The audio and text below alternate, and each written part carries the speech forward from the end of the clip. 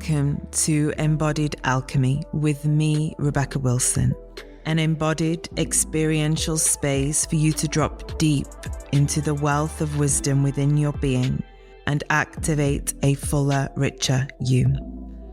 I am an embodied business coach, embodiment queen, sacred business midwife, and alchemist. I will help you birth your visions and sacred business into the world from an easeful, embodied, and rooted space within. So you can be who you are here to be, create what you are here to create, and activate the wealth of energy that is you. I will activate you into self-leadership, self-mastery to create your legacy on earth. Welcome on the journey, my love. So welcome. I am here today with Hannah from Hannah May Studio. Welcome, Hannah. Hi, thanks for having me. Oh, it's so good. This is the first time that we've recorded the podcast in this way, with video in collaboration with another CEO, business thought leader, conscious business owner, creative, and just all-round power woman. So thank you for being here. Thank you for being at the so much. That's great. So a little bit about Hannah. Hannah's a designer and a strategist, and she's helping business owners align with their brand to build a life they love. Hannah founded Hannah May Studios to help business owners realize their potential, organize their thoughts, and build confidence so that they can thrive within their industry. When you work with Hannah, you get to reignite your passion for your business through forming an intimate understanding of both your and your audience needs, strategy, planning, along with beautiful visuals and brand energy. Hannah has combined her 10 years in business, working as a strategist, designer, mentor, and practitioner to help powerful business owners make serious moves in their industry. This is her life work and her mission to bring together intuitive business strategies with beautiful design to help you verbally and visually articulate brilliance in a way that makes it almost impossible for you to not change the world. God, when you say it, it sounds really powerful. Like, did you just write my about page for me? I'll just do a little audio clip of it for you. Hannah is. It's quite nice, that. I like that, yeah. It's something really powerful about hearing it in somebody else's voice because it's not your own. You get to hear it in a different way. And I guess I know you from, we've been in a shared business mind together, a mastermind together for a business and creatives. And, we've been sat together in different emotional waves of business and creation and all of the things that come. So we have this connection. So me being able to know like the power of you and your work and then share that is like, yeah, this is all true. This is what I know to be true about Hannah. And sometimes we don't always feel that in ourselves, do we? We're like, oh, really? Yeah, 100%. And it's interesting, like when we are building businesses and building our brands, we say all these things about ourselves that come from knowing what our audience wants to hear and then also how we want to be. But then when you hear it reflected back to you, it's like, wow, okay, this is real. It's not just me writing down a few words that I think people want to hear. It's the truth. So yeah, thank you for that. You are so welcome. Thank you. Thank you for your work in the world. I know how powerful it is. And what I really loved was in, I think, one of the sessions that we were in together, how you really spoke into that piece around the brand not just being about that kind of physical manifestation of it in the external, and how you love working with the people that step into your world on a much deeper level. And I just really found such a resonance there. For me, I work more in the embodied part of business and guiding women in that realm of their creation. And brand energy or the branding is something that arrives. And I know I guide them from that state of like, what are you the living embodiment of? And when you spoke into that, I was like, yes, we need more spaces where things are merged and not separate, because it really isn't like, oh, you could just go and get your website done and everything will be fine. It's like, what's happening inside throughout this process? Because that is like where we become a different level of like the embodied thought leader, and our brand takes a whole new life or energy. Totally. And I think for me, and I've said this before, is the branding process is like a personal journey of self-discovery, and your brand is like you. It's constantly shifting and changing, like our businesses. And I think the way that I try and do brand with my clients is, as you said, on a much deeper level. I think that probably comes from my experience as a yoga teacher, holding space, but then also my own experience of like trying to figure it out myself as well. So when you launch an online business, or even when you've been in business for a few years, things can start to become pretty unclear. And when we're getting stuck in the trials and tribulations in the day-to-day of work, sometimes our, as you said, like brand energy can really be lost. And it's all about really discovering, like, as you said, what you want from your business, what your values are, what's important to you, what's your lived experiences that you can then share with the world, what are your beliefs, and then what you want to represent. So it's very much about building that really strong understanding of who you are, and in turn, what your brand is about. So yeah, it's super powerful. And I really love that I work with people like you. Like, I predominantly work with coaches, healers, thought leaders, people who are doing work to serve, to help others. And when you are in that industry, it really has to come through the heart. You can't look outside for the answers. You can't position yourself in a hole in the market. You can't be constantly looking at data or looking at market trends and trying to create a service-based business. It really needs to come through you. So yeah, and it's like you are the embodiment of your brand. Yeah. So much magic there. Yeah. I remember when I first started my business, like nearly 10 years ago now, I didn't start from this place at all. It was just, I was serving and holding space, and made my own Wix website miraculously, because technology is not my strong point. I was like, wow, okay. And I was doing all of the back end admin through emails, and there was no booking links and all of this. And there was a general theme of like me coming through, but it wasn't like that clarity. And then, that sustained itself for actually, I think, a very long time, around 6 years of that, which was quite a bit. And I expanded and scaled my business in a massive way. Without bringing any of that kind of like more clarity or the infrastructure or things in. But then when I did, it was like a whole breakdown inside, because it was, for me, pulling on all of the things that I'd been doing for so long. And it was such an emotional roller coaster. Like, why am I doing it? What is the mission? What is the reason? What is the why?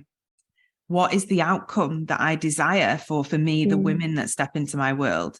How do I, we can't necessarily decide how we want people to feel, but what is the feeling I want to evoke for the women when they instantly step into my world? And that stepping into my world isn't being in a one-to-one or being on a retreat with me. It's the moment that they find you on Instagram. It's the moment that they open your website. It's the moment that they get a marketing email from you. It's the moment that they drop onto a podcast. And it just began to like weave this much deeper web of energy. And that felt sense, which of course for me is so strong because of the embodiment work that I do.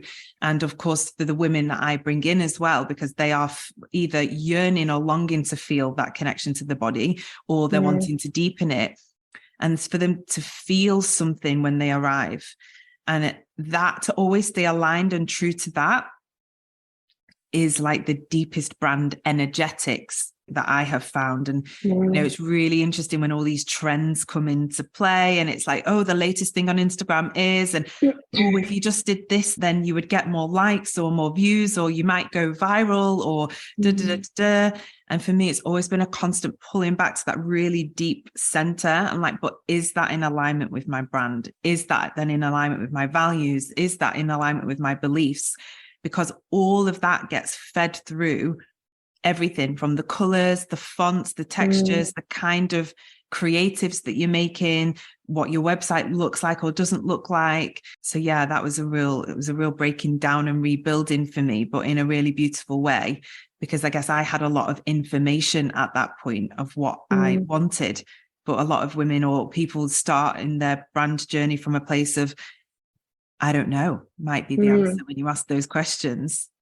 And it's really interesting, like you said, a few really interesting things there is about how becoming really consistent in what you're saying across every single platform, like you said, on your website, on your socials, on your podcast, like that is so key in building A, the strength of your message, and B, really allowing your audience to absorb the same message so that they actually connect with it and trust what you're saying.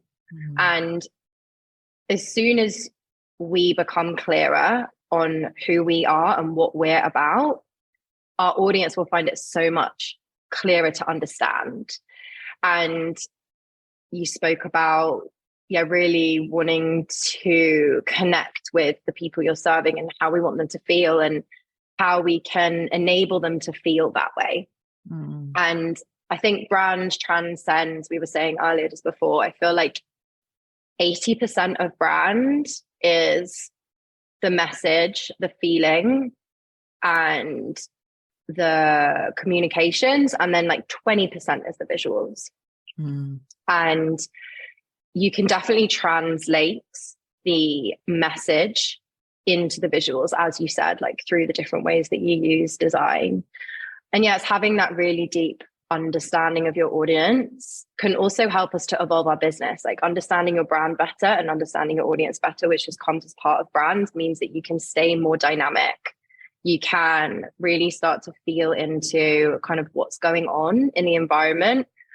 And you said, like, with the changing environment, instead of just getting scared, when in our mastermind, we were talking about this, is like the world is changing, the online world is changing. And instead of getting scared and following kind of what other people are doing, it's really about, if we have that really strong brand embodiment and we really know who we're serving, what we're about, what we stand up for, then we can make our own journey through the messiness because we're so set on what we truly believe in. And another thing that came up in our mastermind as well, which I think would be interesting to share, is how when things do start to get hard and get difficult and you kind of look at everything and you're like, well, this is difficult. Like, what's the point? Really understanding what your brand is will help you to make aligned decisions instead of kind of panicking and trying to put your energy in loads of different directions. So, yeah. It's that energy of like the center, isn't it? It's almost like when your brand is anchored in your center. And really, this is where the deeper work comes from, because it doesn't just live in your brand. It lives in like all aspects and areas of life. Like when you are connected and rooted in your center, because life will try and pull you in lots of different ways. The algorithm will pull you in lots of different ways. The trends and the audios and the TikToks and the whatever. Oh, maybe this, oh, maybe that. And that's just a kind of like one little reflection of like what the whole of life is trying to do. Buy this and then you'll be beautiful. Do this and then you'll be like more attractive. Do this and then you'll get more. And it's just like, oh. And we're just like pulled in all these ways. But when that essence of, no, this is what I stand for, this is what I'm connected to, and I will move that through. And, you know, whether it's your relationships, whether it's your connection to your clients, whether it's your business, whether it's your children, whether it's just your own expression in the world, whether it's your brand, that is where, for me, like that non-separation piece is so important, because we can a lot of the time compartmentalize. Oh yeah, just my business. I'll just get somebody to do my website and then it'll be done and it'll be up and running. But more and more, what we recognize is that people want authentic people and they want to feel people. So as like a service-based business or a space holder, or, you know, even like as a creative or a VA or a PA, people want to connect with you, and you have a really powerful way of being able to express yourself through your messaging, through the words that you choose to use and not, through your branding, through that kind of like texture and tone and felt sense that you cultivate, which ultimately is an expression of you or what you're sharing or what you're offering or serving to your clients or the world. Yeah, and I think like the strategy piece really always comes first, and it's always so important, and it's often what people skip out. Like when people come to me for work, I don't think they really understand like the power and the depth of what going through the branding process is like. And they think, they come to me and they're like, oh, well, I don't really know what colors I want to use, or, oh, well, I don't really know what I want my imagery to look like. And I'm like, hold up. You don't need to think about what everything's going to look like. You need to first, as you said, like come back to the center.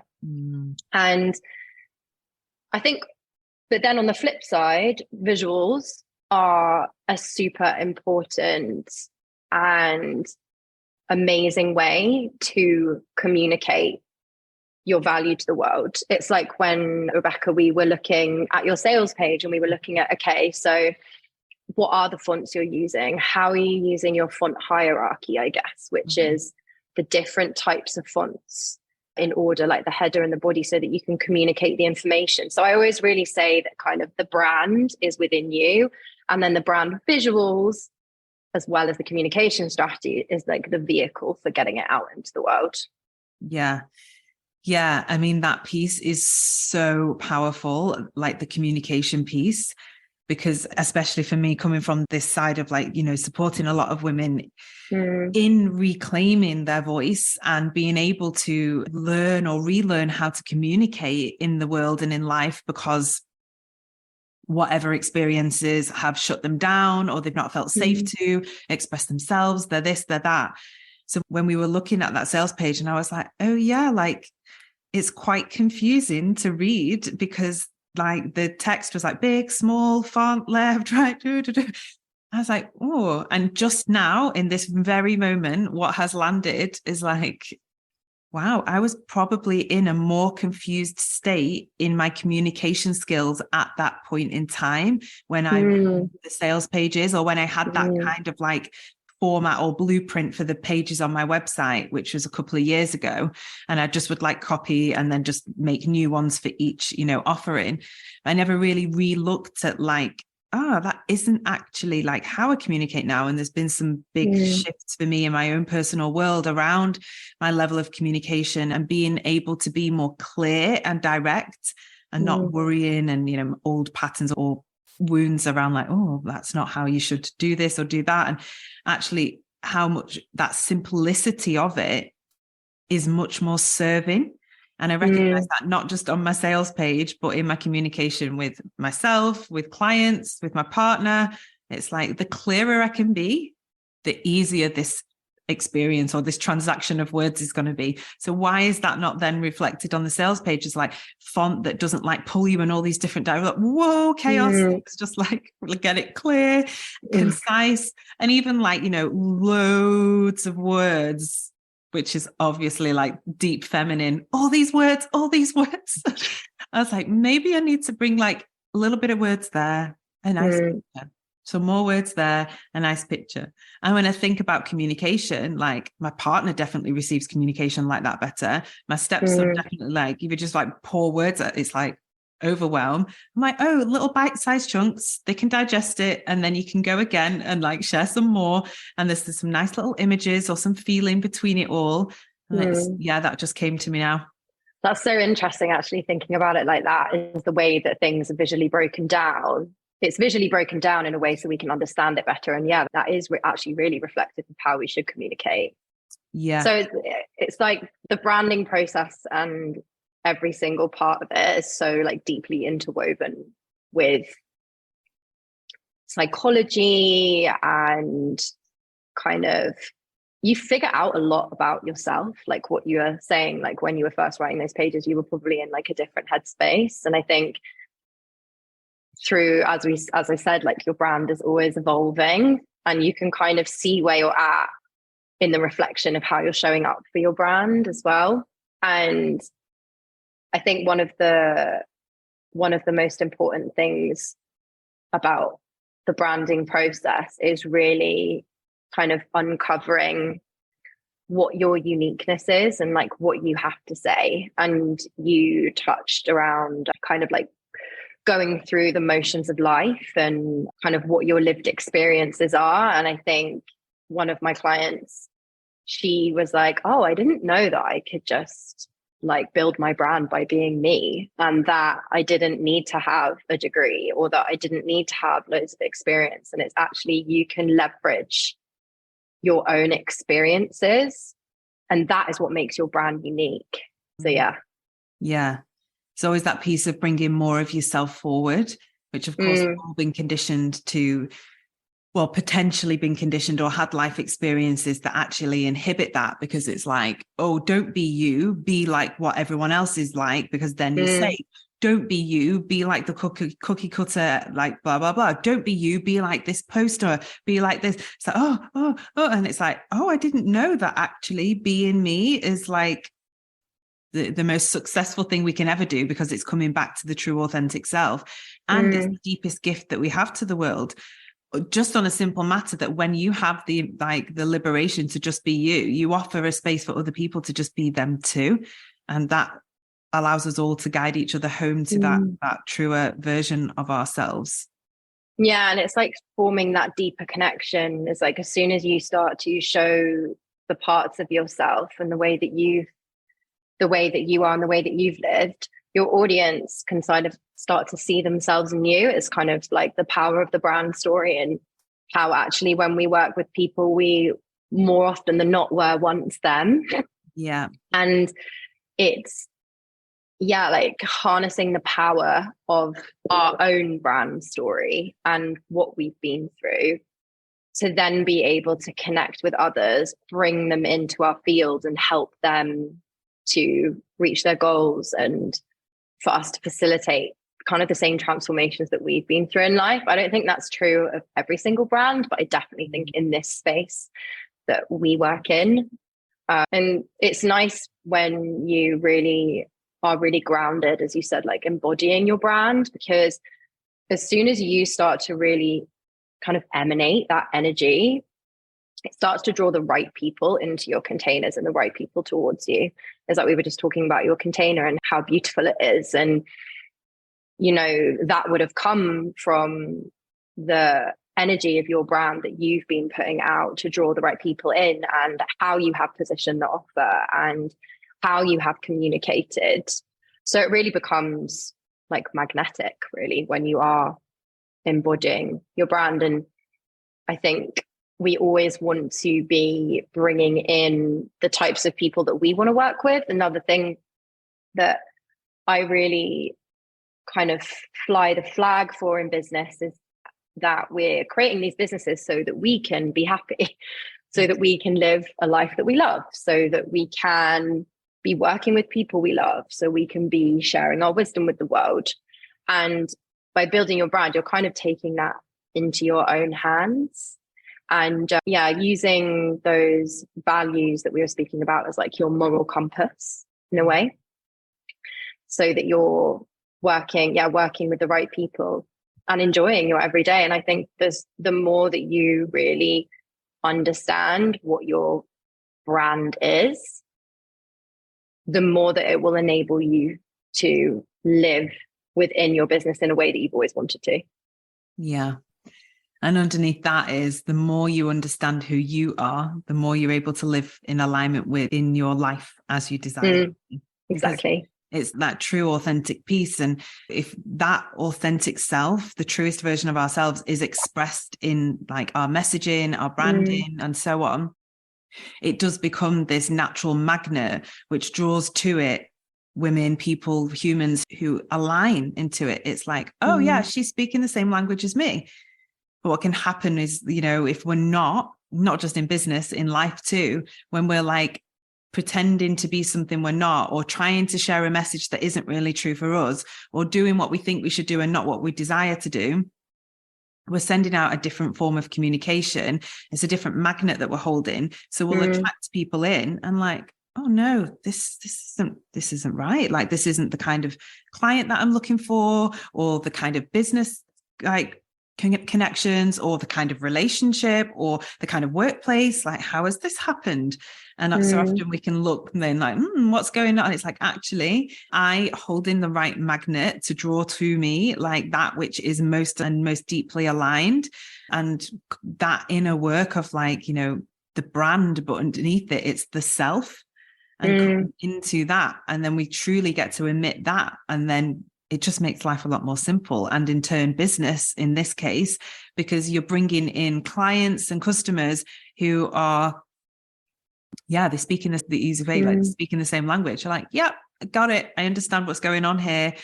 We're connected. And then you want to be working with people that almost want to work with you, or are aligned and connected to work with you, because that's where that the transformation is. Yeah. And I think like your biggest brand ambassadors are your clients, the people who talk about your work, who refer you to their friends, who share your stories, who read the newsletter. Like, they are also an extension of your brand. And it's kind of like, if you are working with unaligned clients, it's not gonna make your brand as expansive as it could be if you were basically bringing people in and taking them in as part of your community. And then touching on kind of your clients being your brand ambassadors, when you build a brand, and a brand, I guess, for me, over a business, is just having a point of difference where you stand for something, where you have a point of view and you share that point of view. You have a way that you work, and you know the people who you work with. It means that you keep people in your field for longer, because they'll be so sold on you and your brand and resonate so deeply with it. It's like, if we think about like consumer goods, it's why we always go back to the same brands, brand loyalty, basically. So like brand loyalty from a consumer perspective, we always go for our favorite brands. Is it about the product, or is it about what the brand stands for, what the brand looks like, how the brand makes you feel? There's that age-old marketing branding saying is like, people don't buy products, they buy the way that it makes them feel. And that's true.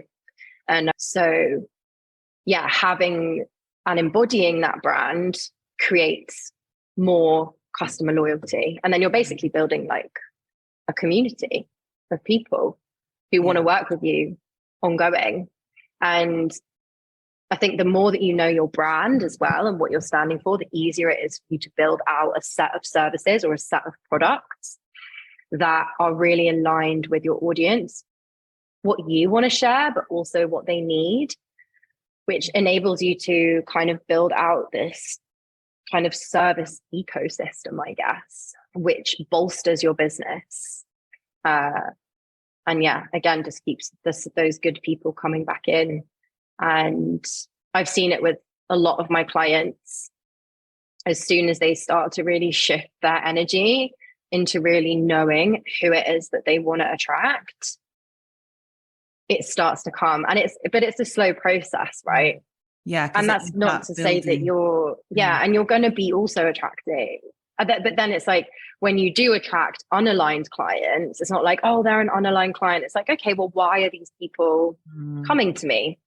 They're a different part of my audience. Like, what are they interested in?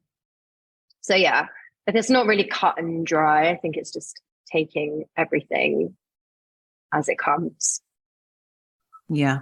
I mean, I can really speak into that. I remember a couple of years ago, I was holding a retreat and a couple of women had booked on, and they'd already been to like several other retreats before, and they arrived and there was some new women there too. And they were like, oh, have you been before? And then these two women were like, yeah, I think this is our 6th retreat now. And then these new women were like, oh, okay. And they were like, yeah, they were like, you'll know what we mean in a couple of days. Yeah. And then, some of the women were like, I don't even know what we're doing this weekend. I just saw the dates and booked it. Like, they didn't even know the name of the retreat. They didn't even read the sales page. They didn't even like, oh, well, okay, well, we'll just go. I know that I'm in space with Rebecca, so it's all good.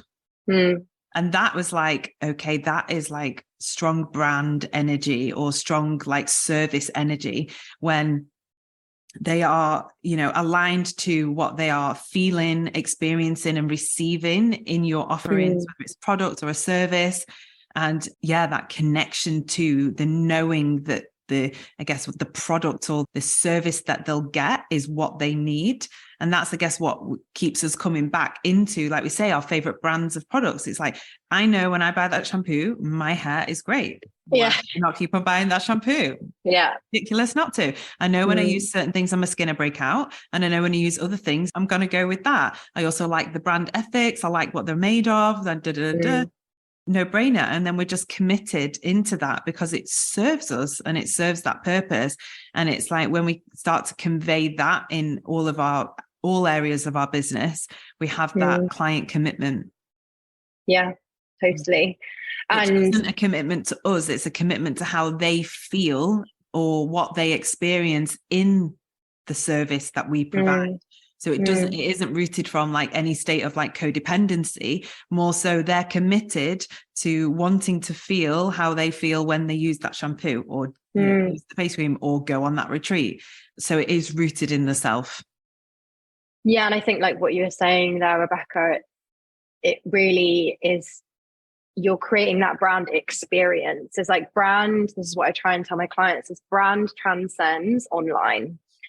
Yeah. It's the way that you answer the phone. It's the way that you answer an email. It's the way that you deal with conflict. It's the way that you hold space if you're one-to-one with someone. And there's a really interesting thing about really understanding what your brand personality is, because there needs to be this is my opinion, there needs to be some separation between who we are, closed doors, and our brand and our business, because we don't want to attach our worth and ourselves to our business, right? But there is this really amazing piece around understanding, okay, so what is my brand personality? So your brand personality is how people perceive you to be. It's how you show up. It's how you speak. It's how people would describe you if your brand was a person. And once you understand what your brand personality is, and what I always try and get my clients to do is like look at the brand personality as like a person as a whole. So like, what are all the different traits of you that you want to bring forward that are unique to you? But then also, what are the traits that your audience needs from you? So for you, for instance, Rebecca, the nurturing, supportive side, that's a super important personality trait for other people to feel in order to feel invested and connected to your brand. So how can we weave that personality trait through everything? So you should, as I said, answer the phone, show up in person consistently, whether or not you're writing a sales page or in person. And yeah, it's that brand experience that makes people come back for more because they know what they're going to get. And by understanding your brand better, you can avoid having inconsistency. This is like a massive thing that I see a lot that can actually damage your brand, is having inconsistencies. Often inconsistencies comes from inauthenticity, because it means that you're showing up in one way in one place and another way not. But yeah, the brand experience and understanding how you should be showing up for clients creates that energy field, doesn't it? It creates the vibe of what it's like to be in your aura, I guess. Yeah. And I agree, there is some separation and differentiation, because of course, like it's just bringing an aspect of the self forward, maybe not the full self, because I'm sure, the women that I work with will say that I'm like nurturing and grounded and calm and patient. And they are qualities of mine, but I am also sometimes impatient and sometimes very ungrounded and uncalm, mostly in my family and my partnership, because they're the places that those parts are brought alive, right? And it doesn't mean that then, I'm not that, or I'm just that. There's certain like parts of the persona, if we will, that we bring forward and bring into the brand. And a sense that sometimes there can be just thinking into some conversations I've had, actually, there can be a sense of confusion there, because some people think we need to bring all of myself into my business, but that in itself can be potentially chaotic, as much as this authentic self that wants to come through, that is like all aspects of me, even as a space holder. But if you are creating a space of like, no, like, trust, this is a safe space and a safe person because they're holding the space and I'm being held, but then you show up deep in your own shit and like need holding too, there's going to be like the safety bond is broken there. So it's like a rule 101 in like, you don't bring that forward in that way, you know, and when you're holding space for your clients, you know, in doing their work or on calls, you don't turn up telling them about like whatever's just like happened in like, oh my God, yesterday, you can't even imagine, because you've taken, so it's like an aspect or a persona of you, your brand, that takes that seat. But then and it's like really, having the responsibility, isn't it, to show up how your audience needs you to show up. Yeah. And there's a really subtle and intelligent way of bringing the other aspects of ourselves forward that is from a processed and integrated place, rather than from like, I'm in the storm, my life's da-da-da-da-da, because there's so much wisdom to be shared, but through the journey of it. And then we can share or express from the other side, oh, when I was feeling like this and I was having this thing go on and da-da-da-da-da. And then you get to speak back into your brand values and the transformation that people experience in your offerings or services or containers, but from that kind of like more stable place, so that people can still, even in your deepest vulnerability and your deepest share of maybe past hurt or pain or worries or limited mindsets, still know, like, trust and feel safe with you, even in that piece. And that's a really fine art. Yeah, it's so interesting, actually. Like, that's been coming up a lot for me recently and for my clients. I think that in the last few years, obviously, when the whole kind of Instagram's not all shiny, be vulnerable, show up in whatever way, I think that there was like a really fine line with like oversharing about your life and being fake about what's going on. And I think I still struggle with that, because I was reading this LinkedIn post about how actually, if you are constantly sharing about the struggles and you're sharing about what's going on for you and whatever's the mental health side, then you can lose a little bit of trust and confidence with your audience. But then you also want to be open and vulnerable. So it's like, yeah, that's something I struggle with, and something that I've just experienced recently, actually, is I'm here to support my clients and I want them to be open and honest. Honesty is one of my brand personality words that I really lean into. Is like, I'm always honest with you. I'm always honest with myself. And I will always tell you what's going on. So yeah, that's an interesting one. And I'd be interested to know what you think actually about that, about when is it okay to share? When is it not okay to share? Because I think quite a lot of people struggle with that. When we're being told that we need to share, like a lot of my clients are like, oh, I need to show up on stories, I need to show my life. And it's like, well, do we need to show all aspects of our lives? And then it's like, okay, well, I spoke up about the way that I've been feeling recently, because I had maybe gone a little bit more quiet than usual. So then maybe I was trying to overcompensate. But yeah, it's interesting. It's like, what is the share? And how is that going to strengthen the connection that we have with our audience?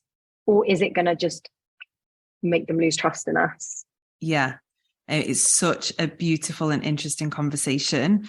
And like, what comes to mind is that I don't know the full saying, but Brené Brown talks about it. And so I'll just speak about it in my own digested way. And it's like, you know, sharing about your life experiences on social media is not vulnerable. That is not vulnerability, you know, that is often like a call or a cry for help or a false sense of like, well, I'm sharing myself, but that isn't the truth of vulnerability, because you're not there with that other person really bearing your heart and soul. So there's a false level of idea around this vulnerable piece, and like, well, I'm being open and vulnerable on social media, and it's like, the truth of that doesn't live in that space. So that's just one of the things that came, and that real like sweet spot of dance. And I always remember many, many years ago, one of my great friends who's an amazing coach saying to me, when you take the seat of like the thought leader or as the mentor, it's not that you don't go through your own struggles, but you search for and you find the support and help you need in those vulnerable spaces, and you share those parts of yourself with people that can hold you, the same as my clients choose me to be that safe space for them, so they don't not sharing it all over their Instagram or all over their pouring it into all the friends or every connection that they meet, like, oh, by the way, my life's a mess, whatever. You find a source of safety to pour it into, and what gets integrated and awoken and the wisdom that comes from that then becomes a pearl that we get to offer the world as a gift. And it's for me, it's that piece. It's not about not sharing or withholding, because we find so much power in reading other people's stories. So I can speak from a place of, my journey and like having massive trauma in my teenage years, and then having like disordered eating and all these kinds of like coping mechanisms. But I'm not in it now. Where speaking from the place of regulation and having been through and kind of come out the other side, instead of when you're in the thick of it.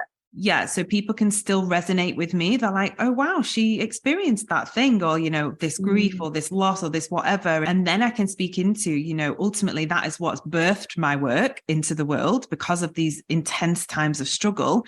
And that's allowed me to, have the privilege to gather all this wisdom and this information and all these trainings and all of these practices to put them together to support women like you or like them who maybe are struggling with like disconnect from the body, disconnect from pleasure, grief,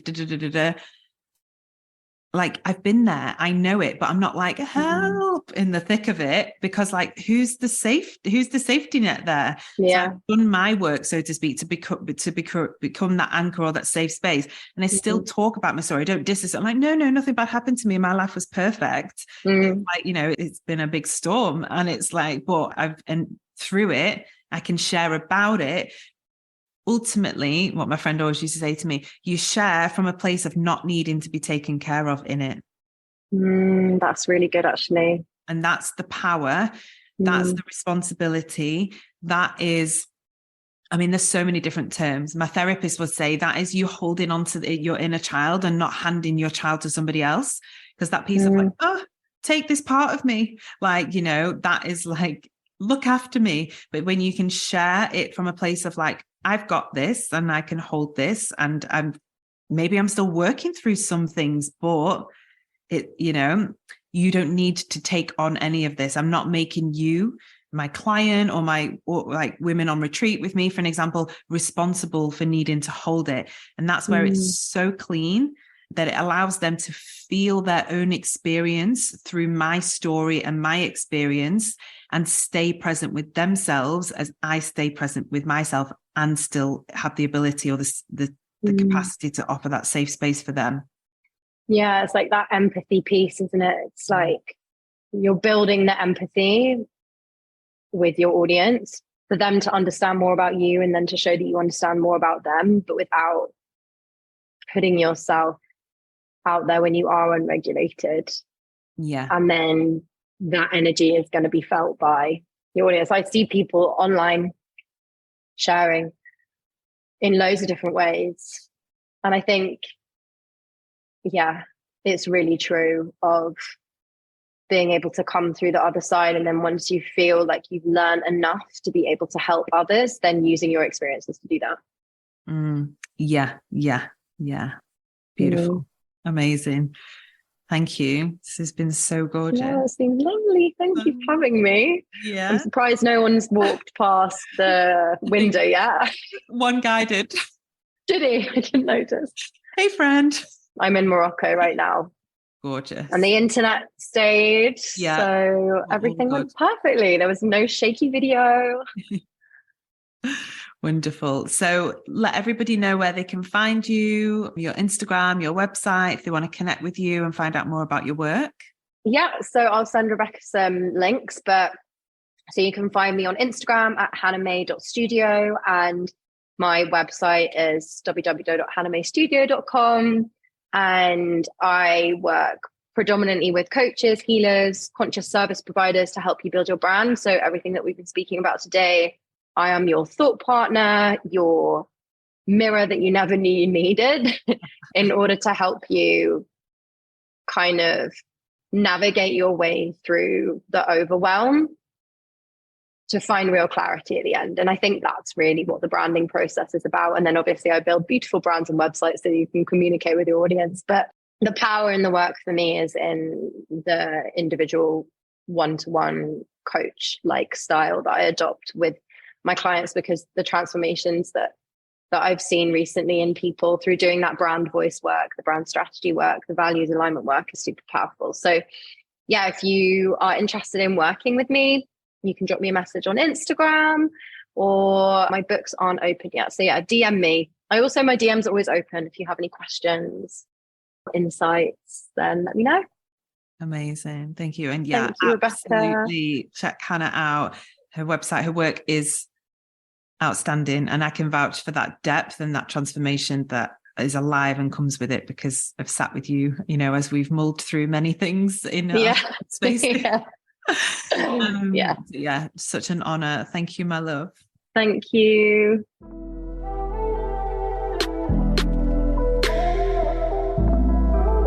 Thank you for joining me on this journey today.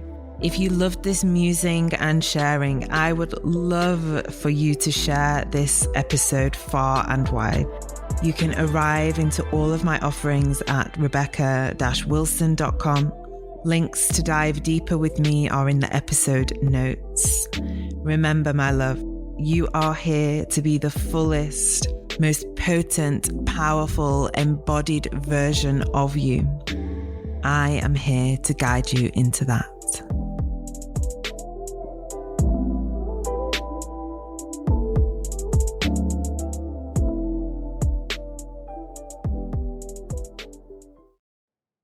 Hey, love. I'm dropping in here to welcome you to join us in our online community membership, The Village. I created this space for women to gather, to return to themselves, to deepen the connection and the relationship with self, whilst held in a community of like-minded women walking the journey and the path of their own awakening.